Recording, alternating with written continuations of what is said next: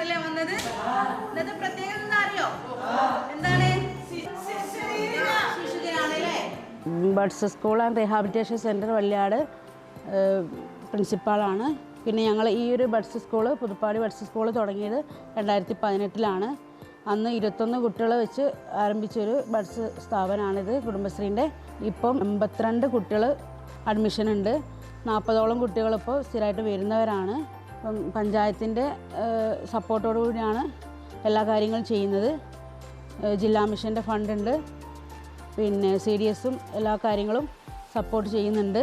പിന്നെ ഇവിടെ 18 വയസ്സ് താഴെയുള്ള കുട്ടികളുമുണ്ട്, 18 വയസ്സിൽ മുകളിലുള്ള കുട്ടികളുമുണ്ട്.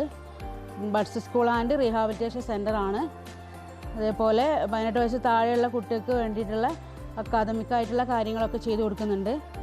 പിന്നെ 18 വയസ്സിൽ മുകളിലുള്ള കുട്ടികൾക്ക് വൊക്കേഷൻ ട്രെയിനിങ് കൊടുക്കുന്നുണ്ട്.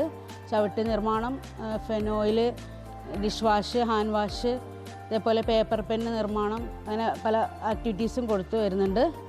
ചവിട്ടിയൊക്കെ കുട്ടികൾ നല്ല രീതിയിൽ ഉണ്ടാക്കുന്നുണ്ട്. ഞങ്ങൾ വിപണിയിൽ കൊടുത്ത് കുട്ടിക്കൊരു വരുമാന മാർഗം ഉണ്ടാക്കുന്നുണ്ട്. അതേപോലെ കുടുംബശ്രീൻ്റെ കീഴിലൊരു ബാലസഭ രൂപീകരിച്ചിട്ടുണ്ട്. അപ്പോൾ കുട്ടികൾ ആഴ്ചയിൽ ഒരു ദിവസം ബാലസഭ യോഗം ചേരുകയും അതിൽ ഒരു ഫണ്ട് സ്വരൂപിക്കുകയും ചെയ്യുന്നുണ്ട്. ആ ഫണ്ട് ഉപയോഗിച്ച് ഞങ്ങൾ വിനോദയാത്ര പോവലാണ് ചെയ്യുന്നത്. അപ്പോൾ കുട്ടിക്ക് നല്ല ഇൻട്രസ്റ്റിംഗ് ആയിട്ടുള്ളൊരു കാര്യമാണത്. ബഡ്സ് സ്കൂളിലെ 10 മണി മുതൽ 3 മണി വരെയാണ് ക്ലാസ് ടൈം. അപ്പോൾ കുട്ടികൾക്ക് പ്രഭാത ഭക്ഷണം, അതേപോലെ ഉച്ചഭക്ഷണമൊക്കെ പഞ്ചായത്തിൽ നിന്ന് സൂപ്പർവൈസറുടെ കീഴിൽ മാവേലിയിൽ നിന്ന് സാധനങ്ങൾ എടുത്തിട്ട് കൊടുക്കുന്നുണ്ട്. 10 മണിക്ക് 11 മണിക്ക് പ്രഭാത ഭക്ഷണമായിട്ട് ഉപ്പുമാവ്, പായസമൊക്കെ കൊടുക്കുന്നുണ്ട്.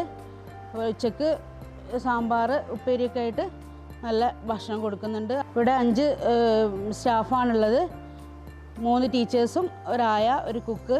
പിന്നെ ഈ ബഡ്സ് സ്കൂളിൽ അഡ്മിഷനായ കുട്ടികൾക്ക് നമ്മൾ കലാകായിക മേഖലയിൽ പ്രാക്ടീസ് കൊടുക്കുന്നുണ്ട്. നമ്മൾ കായികമേളയിലും കലാപരിപാടിയിലെല്ലാം പങ്കെടുപ്പിക്കാറുണ്ട്. കലോത്സവങ്ങളിലൊക്കെ പങ്കെടുപ്പിക്കലും നല്ല വിജയം നേടി തരലുമുണ്ട് കുട്ടികൾ. അപ്പോൾ അതിനെല്ലാം രക്ഷിതാക്കളും കുട്ടികളൊക്കെ നല്ല സപ്പോർട്ടാണ്. ഈ ഒരു വർഷവും സ്പോർട്സും ഒക്കെ പ്രാക്ടീസ് ചെയ്തുകൊണ്ടിരിക്കുകയാണ്. പുതുപ്പാടി കുടുംബശ്രീ CDSൻ്റെ ചെയർപേഴ്സൺ ഷീബ സജി. പുതുപ്പാടി കുടുംബശ്രീ CDSന് കീഴിൽ ബഡ്സ് സ്കൂൾ നിലവിൽ വന്നത് 5/11/2018.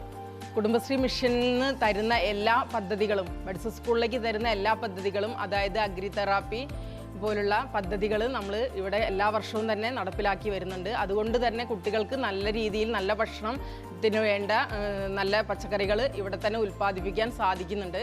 ഈ ഒരു സ്ഥാപനം വന്നത് തന്നെ എന്ന് പറഞ്ഞാൽ നമ്മളെ പുതുപ്പാടിയെ സംബന്ധിച്ച് പറഞ്ഞാൽ ഏറ്റവും കൂടുതൽ മാനസിക ശാരീരിക വെല്ലുവിളികൾ നേരിടുന്ന കുട്ടികളുള്ള ഒരു പഞ്ചായത്താണ് പുതുപ്പാടി ഗ്രാമപഞ്ചായത്ത്.